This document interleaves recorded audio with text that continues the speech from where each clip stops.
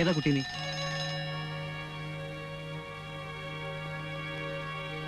ആരായി തുറന്നത്? പറ. ചോദിച്ചു കേട്ടില്ലേ? മോഷ്ടിക്കാൻ വന്നതാണോ? നാക്കില്ലേ നിനക്ക്? അവള് സംസാരിക്കില്ല. നിങ്ങൾ ദേവന്റെ അമ്മയാ. ഇവള് അവന്റെ അനിയത്തി. ഓ, ഞാനറിയാതെ. സാരല്ല. മോനേതാ?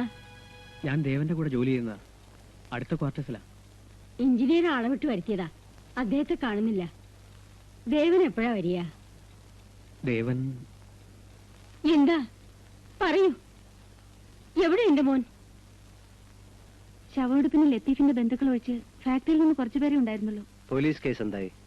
ഒന്നും ആവില്ല. ഇതുപോലെ ഇവിടെ എത്രയോ നടന്നിരിക്കുന്നു. ഒന്ന് മാറിക്കേ.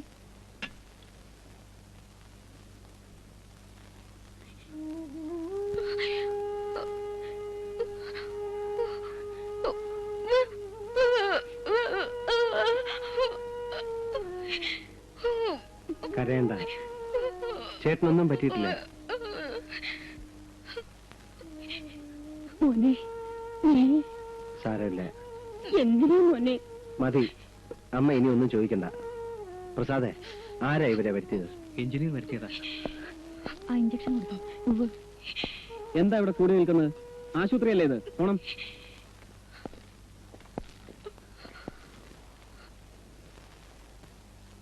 അഞ്ജു,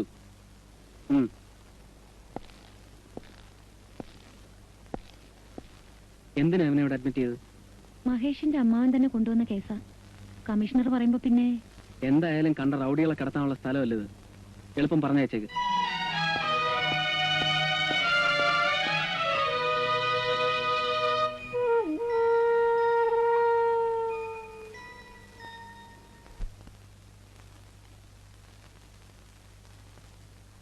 അത് ഇപ്പൊ എങ്ങനെയാ? നീ ഇങ്ങനെ തുടങ്ങിയാൽ എങ്ങനെയാ? സർ, വാർഡിൽ ആളില്ലാതെ. കുഴപ്പമില്ല, ഞാൻ വേഗം ഇങ്ങ് കൊണ്ടുവന്നു വിടാം. വാ വാന്നേ.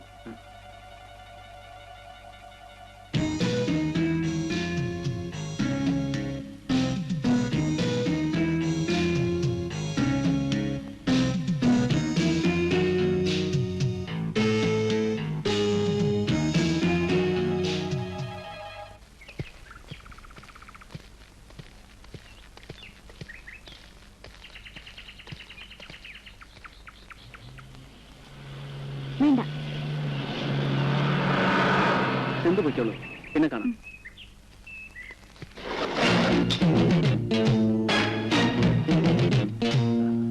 സാറ് ഭാഗ്യവാനാ. ഇവിടുത്തെ ഉദ്യോഗം കൊണ്ട് സാറിനുണ്ടായ നേട്ടം വേറെ ഫാക്ടറിയായി, ബിസിനസ്സായി, കൂടെ കളിക്കാൻ നേഴ്സുമാര് തൊട്ട് കോളേജ് കുമാരികൾ വരെ. വരൂ. അച്ഛനില്ലേ? സാബിന്റെ കൂടെ ബോംബെക്ക് പോയി.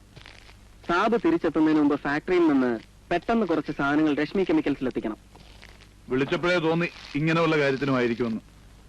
ഉണ്ണിത്താൻ സാർ പറഞ്ഞ കാര്യം എന്തായി? ഞാൻ ഏറ്റതല്ലേ, ഫാബ്രിക്കേഷൻ കോൺട്രാക്ട് നിങ്ങൾക്ക് തരും. ശരി, എന്താ കൊണ്ടുപോകാൻ? ഫാക്ടറിയിലേക്കുള്ള സ്പെയർ പാർട്സ് എന്നും പറഞ്ഞ് ഇമ്പോർട്ട് ചെയ്ത രശ്മിയിലേക്കുള്ള ചില മെഷീനറീസ്. ഒരു ലോഡ് ഉണ്ടാവും.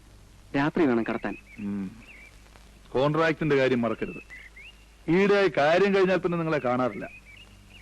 ഇതും അങ്ങനെ ആയാൽ എന്റെ സ്വഭാവം മാറും.